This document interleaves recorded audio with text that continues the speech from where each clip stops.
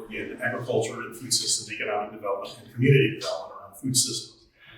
Our food system is experiencing difficulty, and we have some opportunities to make things better. What I'm looking at is theory and practice in food system. I'm reaching out to food system practitioners who don't have a great deal of voice in the system currently, and I'm going to be using grounded theory methodology to pull data from those practitioners to the extent that by analyzing that qualitatively that it can inform theory around food systems, and theory can therefore re-inform the practice of food systems.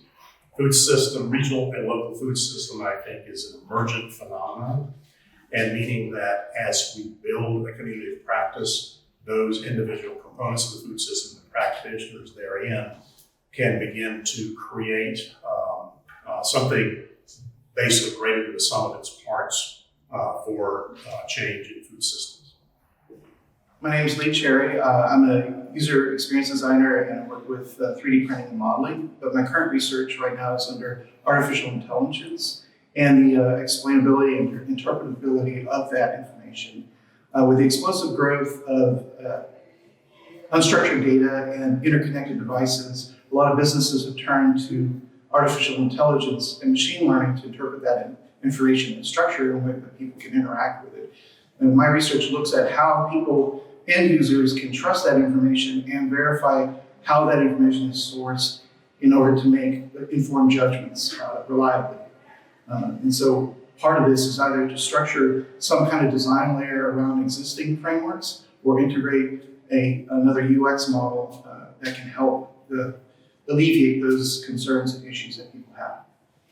I'm Juhann Waller, a student at the College of Design here at NC State, and my research interests in the DDES program is on stormwater resiliency. With my background as a small business owner, doing a lot of stormwater design work all across the state, this is a topic that is near and dear to my heart. This research really impacts coastal communities along North Carolina, as well as non-coastal communities with the increased intensity in stormwater events with global warming and climate change. We're all experiencing more extreme weather events and more high-intensity rain events as well. And so my research is hopefully to bring some of those thoughts and theories from across the world back to the United States to make our stormwater infrastructure and design practices more proactive than reactive. Hey, my name is AJ Polanco. I'm a user experience design lead at Educational Testing Service, and I'm an instructor at Rutgers University for user experience design. What I hold near and dear to my heart is student engagement, and it's something that I originally had explored as I entered the Doctor of Design program. One of the things that I'm doing with this post-series, which I think is a little different, is that I'm being transparent with my own design process and the evolution of my research question. So as I was focusing predominantly on my experience with Rutgers University, I was very much engaged about the experience and engagement aspects. And as I started to focus more on my professional practice at Educational Testing Service, I was focusing more on child-computer interaction and how do we create design guidelines to better meet the needs of those students. And what I've found is that there's additional research around the world that I want to go and bring back to the United States to really inform the design practice.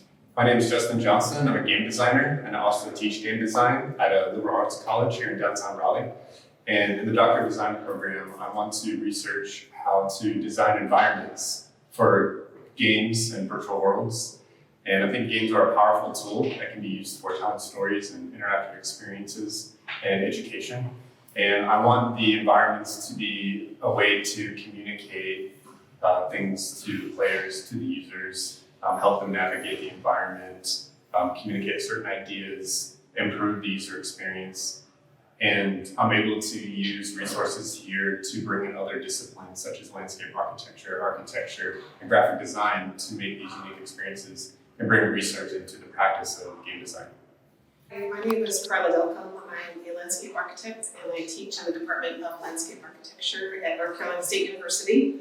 I've been teaching here for 15 years and 2 years ago I was awarded a Delta grant that allowed me to jump in and think about ways of teaching landscape architecture students about using virtual reality and construction methods.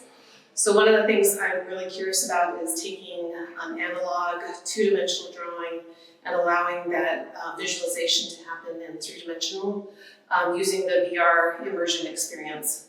So in the classroom, we have our students draw, but we also have our students look at things in 2D as well as 3D.